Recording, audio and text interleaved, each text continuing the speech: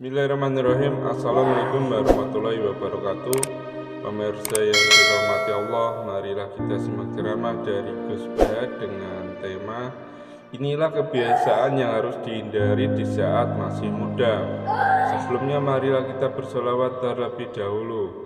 Allahumma sholli ala Sayyidina Muhammad wa ala ali Sayyidina Muhammad. Selamat menyaksikan. Ada bosan-bosan cerita ini karena ini khazanah kita. Di kitab Nailul Ma'mul itu, di kitab usul fikih, saya berkali-kali cerita ini karena ini untuk menunjukkan bahwa Quran itu liqaumi ya'qilun, liqaumi yatafakkarun. Ada seorang kiai, seorang ustadz, kiai dulu itu emang orang soleh, alim terus jadi kiai. Kalau kiai sekarang tuh macam-macam, nganggur terus ingin jadi kiai, terus daftar gitu. Ada lowongan di yayasan masuk ingin jadi ustadz karena dengar ada gajinya. Dulu tidak ada seperti itu, dah. Makanya dulu tuh kalau ustadz kiai pasti soleh karena dia alim terus ingin orang lain tuh mendapat ilmunya. Kalau sekarang nggak ada yayasan sehat, guru gajinya sekian. Yang nggak ingin jadi ustadz tuh daftar karena ada gaji. Apalagi ada kabar, ada gaji, ada mes, ada wah yang daftar banyak. Tapi mentalnya ada kiai sebetulnya. Ya kalau sama tanya itu baik dah Gus, ya setengah baik. Ya maksudnya setengah baik ya ada baik ngajar itu kan baik. Tapi setengah saja karena motifnya itu nyari gaji bukan ingin mencerdaskan umatnya Rasulullah SAW. Itu Imam Amudi itu guru matematika. Saya nggak bosan-bosan cerita ini. Guru matematika. Muridnya sampai takut ini masuk surga ndak. Kiai kok nggak ngajarin istighosa atau tahlil malah ngajarin apa? Matematika. Beliau meninggal terus muridnya tanya, maaf Allah wahubik kira-kira gitu. Apa yang dilakukan Allah? Allah nyambut Anda gimana? Terus kata Imam Amudi, bagus saya disuruh ngajar malaikat. Karena malaikat kan nggak pernah kayak anak beki gini ngaji gini. Malaikat tuh nggak pernah ngaji, dia iman saja karena tahu surga, tahu neraka terus iman gitu aja. Jadi imannya malaikat tuh nggak keren kita. Imannya loh ya. Loh itu yang ngendikan Nabi loh, tidak saya. Nabi pernah tanya sama sahabat, iman yang paling keren siapa? Jawabannya sahabat malaikat. Ya enggak karuan malaikat iman. Dia yang tahu surga neraka tahu segalanya masa ada? Nah imannya pasti iman lah katanya. Terus ya para sahabat engkau iman ya wajar kan menangi saya, nemuin saya. Yang hebat itu orang-orang yang tidak melihat saya, tidak saya didik tapi tetap iman. Karena dididik akal, ya tadi dididik Quran, apa dididik Quran. Sama siapa? Teks bahasa Arabnya masang. Terus Imam Amudi kata Allah, suruh dia ngajarin para malaikat cara menemukan saya. Malaikat dikumpulin terus Imam Amudi disuruh ngajar. Sama singkat kata-katanya Allah di mimpi itu. Istadillah ala wahdaniyati. Di hadrati malaikati, tolong ajarkan cara menemukan saya padahal Anda ini manusia yang tidak melihat saya. Anda di Jakarta kan melihatnya gedung-gedung. Paling jadi khayal terus nikmat lah, Anda ikut punya tapi ikut nikmat. Itu orang desa-desa kalau ke Jakarta itu pokrol. Wah di Jakarta itu gedungnya tinggi-tinggi, tidak kayak kampung sini. Lu udah ikut punya, ikut bangga. Di Jakarta orangnya cantik-cantik, tidak kayak orang sini. Padahal dia ya dapat orang cantik gitu. Jadi Allah itu saking pinternya, miskin-miskinnya bisa berkhayal dan bahagia. Nah, itu alhamdulillah betul. Akhirnya itu apa ini anak-anak begini saya tak niati ngajar standar anak-anak akademik. Terus pertama yang diajarkan hanya bilang gini, sama siapa teknya? Ya malaikat wahai para malaikat. Terus beliau bilang, nisbatus naini wassalasah ila malanihayata lahu nisbatul far'i ilal asl. Angka itu jumlahnya berapapun 2, 3 sampai triliunan. Semuanya itu nisbatul far'i ilal asli. Binisba'it ilal wahid nisbatul far'i ilal asli. Angka 2 ya cabangnya 1, 3 ya cabangnya 1, 1 triliun ya cabangnya 1. Tetap yang asal usul adalah angka 1. Itu nangis semua malaikat. Cara Jawa itu mandek man kue iman kaya imanku. Makanya imannya umat Rasulullah SAW itu PD-nya yakinnya kayak imannya malaikat. Kalau Tuhan itu 1. Karena angka gak bisa dimulai kecuali dengan angka 1. Makanya nisbatus naini wassalasah ila ma la nihayata lahu iku nisbatul far'i ilal asl. Semuanya itu nisbatnya cabang ke induk. Berarti semua alam raya ini tetap asal usulnya 1, yaitu qul huwallahu ahad. Nah, itu namanya akal. Umatnya Rasulullah itu ditinggali mukjizat akal lewat panduan Quran sehingga meskipun kita tidak menangi Rasulullah, tidak menangi sahabat, kita tidak tahu malaikat Jibril, tapi cara iman kita ini tidak kalah keren. Yakin hakul yakin. Terus kedua, gambar. Kamu gambar rumah, gambar hewan, gambar apa saja, mesti dimulai 1 titik.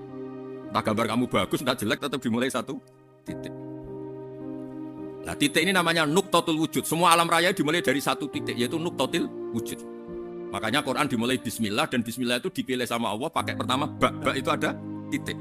Itu kata semua ulama.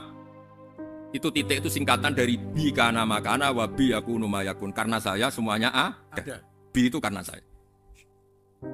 Jadi makanya santri-santri beki tidak usah bayangkan kamu jadi wali terus bisa terbang ke Mekah, tidak usah. Kalau terbang ke Mekah ya sudah umroh aja bayar. Kalau enggak ya maklaran KBH atau apa. Namanya cari gratis itu. Ya gratis kan ya. Dapat orang 10 gratis. Satu. Terus orang enggak umroh-umroh dirayu-rayu supaya umroh. Repot. Itu pelanggaran fikih itu. Kalau orang punya utang itu wajibnya nyaur utang dulu gitu. Wah, repot. Saya itu juga sering bingung di kampung-kampung. Gus sama umroh. Kenapa? Dapat gratisan. Minta uang saja buat nyaur utang. Enggak boleh. Wah, secara fikih yang wajib itu nyaur utang bukan umroh. Enggak boleh Gus diminta uang, enggak boleh, harus umroh. Udah gitu saya ini bingung Gus mau umroh. Enggak nikmati. Kenapa? Disuruh ngajar Gus. Repot semua kalau ibadah mergawe ya bingung semua. Ya saya mohon anak-anak biki semua yang senang Quran itu harus senang sampai kayak saya sehingga tahu mencari Tuhan dengan cara tauhid yang berbasis akal. Itu sedzahir imannya malaikat. Jika di klasmen iman itu manusia ulul ilmi, kita-kita yang nekuni ilmu itu nomor 1 prakteknya. Karena nomor 1 itu Allah karuan kan syahidah, Allah kan gak tertandingi syahidah wa annahu la ilaha illa huwa, terus wal malaikatu. Malaikat kan karuan karena langsung menyaksikan surga dan ketiga apa? Wa ulul ilmi. Berarti prakteknya kan nomor 1. Kalau kompetitornya semuanya manusia, ulul ilmi nomor berapa? 1 kan? Nah nomor 3 kan dari Allah, malaikat, ulul ilmi. Berarti kalau kompetisinya antar manusia nomor berapa? 1 kan? Nah kenapa ulul ilmi di nomor 3 kan tapi dari Allah, malaikat, ulul. Kerennya kayak apa? Karena cara iman ulul ilmi itu enggak ada ragunya sama sekali. Kamu ragu enggak kalau 2 itu cabang dari 1 asalnya? Enggak pernah ragu kan? Semua gambar seruat apapun dimulai dari 1 titik, ragu enggak? Enggak kan? Nah, imannya umatnya Nabi karena dipandu oleh Quran itu seyakin itu, sehakul yakin itu. Nah, itu terjubar itu jadi iman. Am khuliqu min ghairi syai'in am humul khaliqun. Terus kata Allah lagi, kalau kamu tidak percaya saya yang bikin langit bumi ya gampang dong, kamu saja yang ngomong kalau kamu yang bikin. Paling orang sepakat kamu stres. Terus hanya ayat gitu, am khalaqus samawati wal ard. Kalau kamu tidak yakin Allah yang bikin ya silakan Anda klaim saja kalau kamu yang bikin langit bumi. Bala yuqinun. Kamu juga enggak mau kan dibilang stres. Ya, ini ngaji ilmu dulu nanti bagian terakhir ijazah. Bismillahirrahmanirrahim. Ini riwayatul Bukhari. Haddatsana Abdullah bin Yusuf, haddatsana Lais, haddatsana Sa'id al-Maqburi an Nabi Hurairah radhiyallahu anhu qala Nabi sallallahu alaihi wasallam. Ma minal anbiya'i nabiyyun illa qad utiya minal ayat ma mithluhu amana alaihi al-bashar.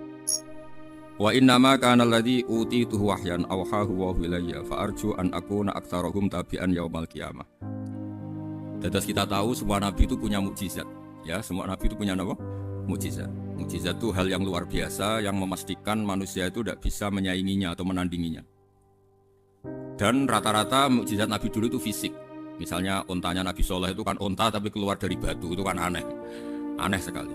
Atau tongkat Nabi Musa bisa simsalabim mengeringkan laut apa? Merah. Semua nabi itu punya mukjizat dan semuanya berbentuk fisik. Kecuali mukjizatul Rasulullah Shallallahu Alaihi Wasallam itu berupa Al-Quran. Al-Quran itu konsep ilmiah. Terus kata Rasulullah Shallallahu Alaihi Wasallam, tapi saya karena Quran itu justru berharap pengikutku besar dan sampai hari kiamat. Sekarang kita logika. Andaikan kamu punya tongkatnya Nabi Musa, kalau kamu suka uang, kepikirannya dijual apa dipakai? Kalau kamu suka uang, pakai. Kalau kamu ahli suudon itu pikirannya ndak, ini asli ndak. Karena yang melihat di Turki itu ya sebagian gitu. Kalau yang suka perdukunan itu bayangkan tuh miliknya. Mungkin dipakai ngakali orang atau apa, pokoknya bayangkan tuh miliknya. Kalau yang kolektor pikirannya itu nanti ini laku berapa. Tapi kalau peneliti mungkin pikirannya itu ini asli apa ndak? Bukti aslinya apa? Repot lah. Lagi pula kalau kamu punya utang terus mau apa? Istri kamu marah mau apa? Kalau pakai tongkat. Nah, beda dengan mukjizatnya Quran itu semuanya apa? Ilmiah. Orang yang sedang harmonis dengan istri bisa pakai ayat di antara ayat-ayat Allah itu apa? Wa ja'ala bainakum mawaddatan warahmah.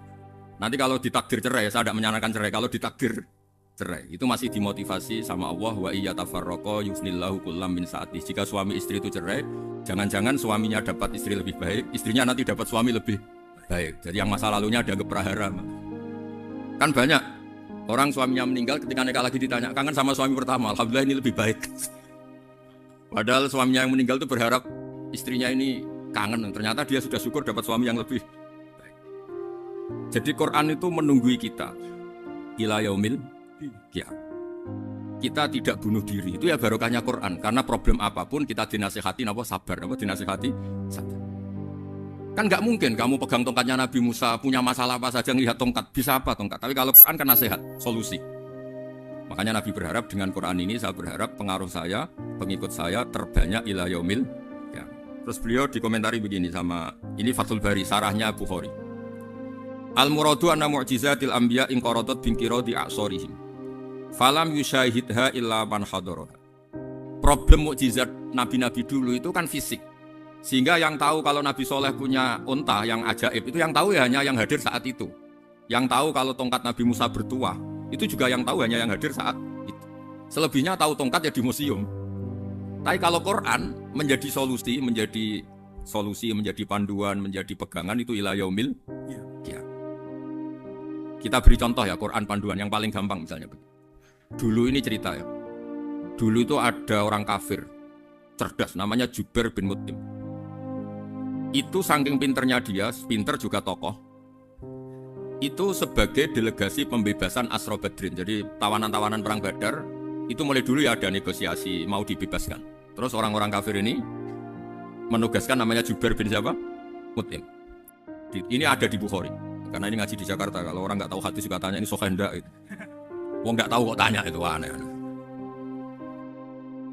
Padahal kalau dibodoni itu ya nggak tahu. Tapi ya tetap tanya, hadisnya ini sahih enggak? Ini kata kiai apa kata nabi ini? Memangnya kata nabi kamu dengar kan ya lewat kiai. Setelah itu Jubair itu datang ke Medina. Dengerin, datang ke mana? Medina. Kemudian dengar Nabi baca Wattur pas sholat maghrib. Jubair karena Nabi dulu gak ada hotel, gak ada pondok ya. Pondoknya Nabi hanya sufah itu. Nabi baca maghrib, bukan diskusi, bukan debat, baca Wattur wa kitabim mastur fi raqqim mansur wal baitil ma'mur wa saqafil marfu wal bakhril masjur terus. Kemudian sampai pada titik ayat am khuliqu min ghairi syai'in. Masa manusia atau alam raya yang maujudat, yang nyata, yang wujud nyata. Kemudian asal usulnya itu ketiadaan. Ini kan hadhil alam maujud, alam ini kan nyata. Masa sesuatu yang nyata penciptanya itu tidak nyata. Jadi enggak mungkin ada faham nihilisme. Kalau faham nihilisme berarti melahirkan teori begini. Al-adamu yakhluqu maujudan, sesuatu yang tidak ada menciptakan yang itu kan akal enggak bisa menerima. Kalau sesuatu ini ada, penciptanya pasti ada. Terus akhirnya Jubair bin Mut'im itu simpuh di depan Rasulullah terus bilang, "Ya Muhammad, kada qalbi ayatir." Hampir saja hati saya terbang. Kalau riwayatnya Imam Ahmad, faka'an nama sudi qalbi, hati saya dihancur. Semua teori yang saya bawa untuk melawan kamu sekarang luluh semua, hancur semua. Yang benar adalah teori Anda bahwa Tuhan itu satu dan Tuhan itu ada sebelum semua makhluk. Coba kalau Nabi Muhammad ada Jubair bin Mut'im terus menyembunyikan tongkat dekat mihrab. Terus dilihat ini apa. Paling pikirannya ini dari kayu apa. Terus yang bentuk tongkat itu tukang pemahatnya siapa. Kok kurang keren kalau dipelitur gimana ya. Kan malah panjang. Kira-kira kalau mukjizat itu dari tongkat itu malah panjang. Panjang lah pokoknya. Panjang. Lagi pula kamu coba kan gak ngarah mandi. Itu yang mandi kan nabinya bukan tongkatnya. Coba tongkatnya Nabi Musa coba anak-anak bikin. Dipakai mukul kucing aja tidak mesti mati itu. Jadi nggak jelas mukjizat-mukjizat seperti itu enggak. Tapi kalau Quran menunggui sampai saking hebatnya Quran, teori rasionalitas, so, kampanye di mana-mana. Tingkat validitas, tingkat kebenaran Quran itu bahkan bisa diuji tanpa membuktikan. Tanpa apa? Cukup pakai akal. Ya, teruskan. Fala yamurru terus al-murad anna mu'jizatil anbiya in qaradat bi qidari asam wa mu'jizatul Qur'an mustamiratun ila yaumil qiyamah. Wa kharquhu lil adat fi uslubihi wa balaghatihi wa ikhbarihi bil maghibah. Terus kata ini yang ngarang Fathul Bari sarahnya Imam Bukhari. Fala yamurru asrun minal a'sar illa wa yadharu fihi syai'un mimma akhbaru bi annahu sayakun yadullu ala sihhati da'wa. Wa hadza aqwal muhtamila. Wa takmiluhu fil ladzi ba'da. Wa qilan ya al makna anal mukjizat al madiyah kanat khissiyatan tusyahadu bil absor karena qoti soleh wa aso Musa. Mukjizatnya nabi-nabi dulu itu hanya penyembuh, hanya pelengkap, hanya nuruti keinginan mata. Seperti dahsyatnya apa? Laut Merah di sebelah apa dipukul sama tongkatnya Nabi siapa? Itu semuanya itu hanya memanjakan mata. Urusan mata. Terus wow itu. Tapi kalau mukjizatnya Nabi Muhammad itu berdasar akal. Macam berdasar akal nih dengerin ya. Dengerin betul. Ketika Laut Merah terus tersibak kan, wow itu keren kan? Terus kita bilang, menyimpulkan, wah kita tidak akan mampu. Itu bodoh sekali kesimpulan kita tidak akan mampu. Meskipun bikin nyamuk, Anda juga tidak mampu. Loh, untuk memutuskan tidak mampu saja kok sampai pertunjukan seperti itu tuh laopo, cek goblok gitu. Nah kalau kita karena umat yang pinter untuk memaksa kita nggak mampu, Allah bilang inna wa la yastahi ayadriba matalam ma ba'ud. Kita melihat nyamuk langsung berkesimpulan tidak mampu. Saya berkali-kali cerita nyamuk itu sudah kecil, masih punya urat, uratnya kayak apa? Masih punya kuman, kumannya seberapa? Ya enggak? Nyamuk itu kecil, punya organ tubuhnya punya urat. Itu kalau kamu pinter, antara tongkatnya Nabi Musa menyibak Laut Merah sama nyamuk itu sama-sama berkesimpulan melahirkan satu paham bahwa kita tidak. Loh, untuk memaksa tidak mampu saja kok nuju pertunjukan ada onta keluar dari batu. Nakotu soleh, ada tongkat yang bisa mengeringkan laut. Cik goblok ya. Nah kita alhamdulillah ada sejenis goblok yang seperti ini. Untuk ikrar bahwa Allah itu hebat ala kulli syai'in, cukup lihat nyamuk, kagum kan? Sudah tidak usah bikin hidup, saya berkali-kali mencontohkan. Para pemahat tak suruh bikin patung gajah, itu mampu. Tak suruh bikin patung nyamuk kalau bisa. Nyari materi dari apa?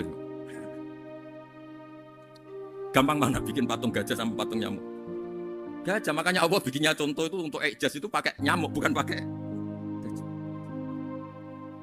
Itu kalau ustadz-ustadz yang agak jorok malah contohnya nyamuk, Gus. Itu kecil. Itu kayak apa? Di dalamnya dia hamil. Itu anaknya kecil lagi, telurnya kecil lagi, itu gimana itu cara bikin itu? Makanya di sini ini ada kitab Itqon, itu komentarnya itu lucu. Ini kitab Al-Itqon karangannya Imam Suyuti. Ini persis komentar saya tadi ya. Kata Imam Suyuti, pengarang kitab Itqon, wa ya imma khissiyah wa imma aqliyah. Jadi mukjizat itu ada yang fisik, bisa dilihat indra, panca indra, bisa dilihat akal.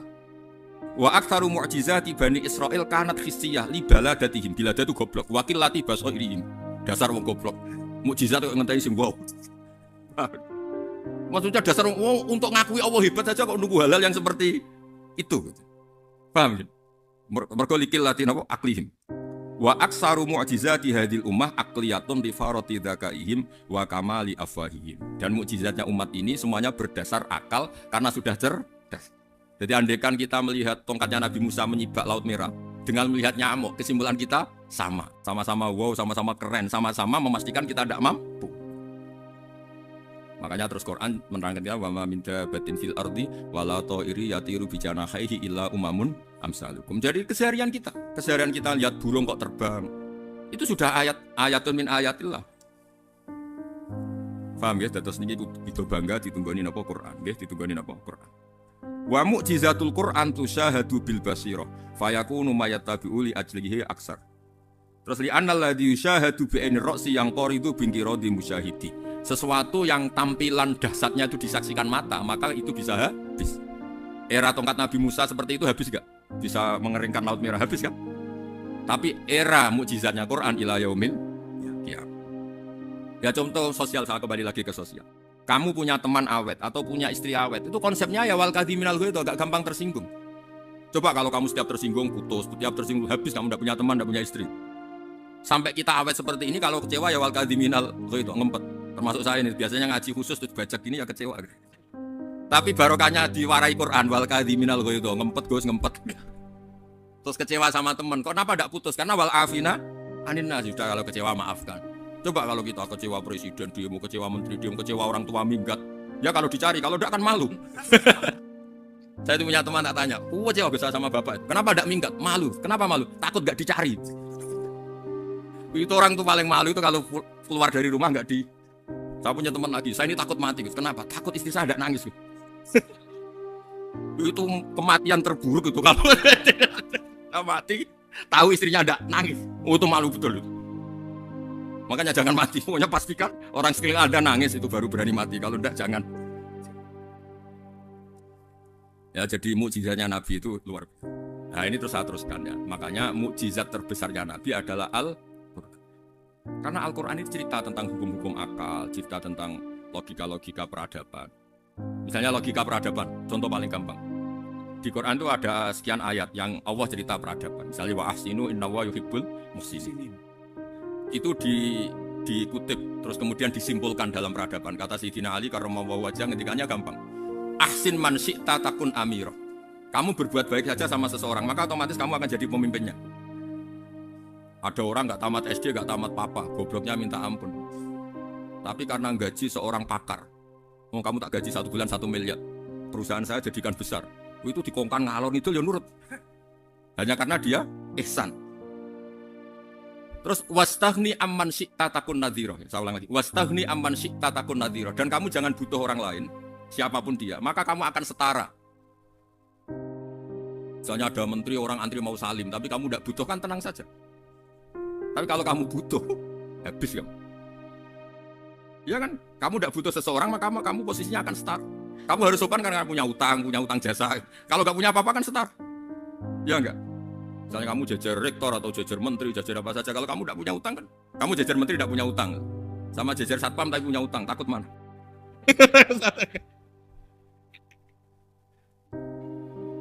Kalau butuh itu mesti kalah kan? Ada pejabat misalnya, nggak begitu cantik sama perempuan cantik yang kamu butuh ingin dicintai, takut mana? Padahal nggak jelas orang ini pangkatnya apa. Jadi dalam hukum sosial itu kata Sayyidina Ali, wastaghni amman syi'ta takun nadhira. Kamu jangan butuh seseorang, maka kamu akan setara. Terus yang terakhir, wahtas ila man syi'ta takun asira. Asira pakai sin. Dan silahkan butuh seseorang, maka kamu akan jadi budak dia. Ya coba misalnya Anda seorang profesor, seorang alim, seorang ketop, misalnya mencintai janda di ujung kampung sana, jalan kaki 2 kilo. Padahal itu gak tamat SD, tapi gara-gara seneng, kacau kan? Logika kepangkatan hilang semua kan? Jadi itu hukum peradaban. Itu mewakili isi-isi sosial yang diterangkan Quran. Ya, dari paketnya 3 tadi. Ahsin man syi'ta takun amira. Kamu berbuat baik sama seseorang, maka kamu bisa memimpin. Wastaghni amman syi'ta takun nadhira. Kamu jangan butuh seseorang, maka kamu akan setara. Bok kamu ketemu orang terkaya di dunia. Yo ketemu orang terkaya di dunia, kamu jejer, kamu tidak butuh dia. Tenang kan bisa setara kan? Tapi kalau butuh harus sopan, ngajukan proposal, harus berakhlak karimah. Makanya sekarang Anda kok berakhlak kenapa? Ternyata mau nyalek. Biasanya Anda berakhlak kok berakhlak. Ada apa ini? Makanya guyonan di Rembang itu Beb Husain. Kalau ada orang udah tidak sopan sama temannya curiga, kok tumben sopan, mau utang ya? Itu zaman akhir itu aja. Ya di semua daerah gitu ya sama Pak Rektor ya. Kalau ada teman biasanya nggak sopan kok sopan, itu temannya curiga.